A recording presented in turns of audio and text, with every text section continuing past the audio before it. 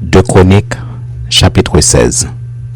La 36e année du règne d'Asa, Baïcha, roi d'Israël, monta contre Juda, et il bâtit Rama pour empêcher ceux d'Asa, roi de Juda, de sortir et d'entrer.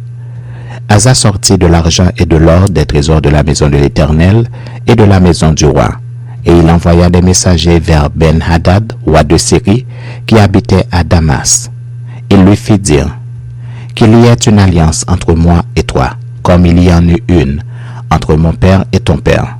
Voici, je t'envoie de l'argent et de l'or. Va, romps ton alliance avec Baïcha, roi d'Israël, afin qu'il s'éloigne de moi.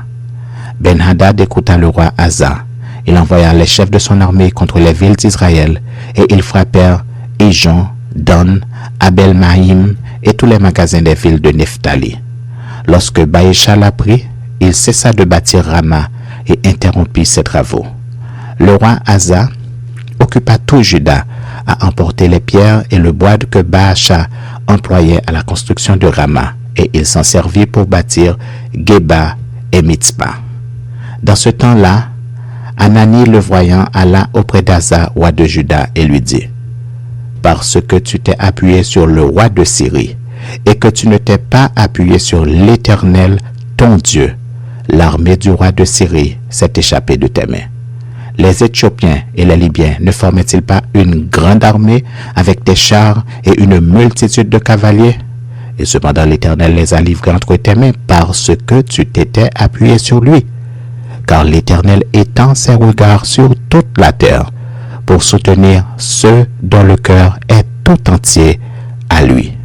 Tu as agi en insensé dans cette affaire, car dès à présent, tu auras des guerres. Asa fut irrité contre le voyant, et il le fit mettre en prison parce qu'il était en colère contre lui. Et dans le même temps, Asa opprima aussi quelques-uns du peuple. Les actions d'Asa, les premières et les dernières, sont écrites dans le livre des rois de Juda et d'Israël. La 39e année de son règne, Asa eut les pieds malades au point d'éprouver de grandes souffrances. Même pendant sa maladie, il ne chercha pas l'Éternel, mais il consulta les médecins. Asa se coucha avec ses pères et il mourut la 41e année de son règne. On l'enterra dans le sépulcre qu'il s'était creusé dans la ville de David. On le coucha sur un lit qu'on avait garni d'aromates et de parfums, préparés selon l'art du parfumeur, et l'on en brûla en son honneur une quantité très considérable.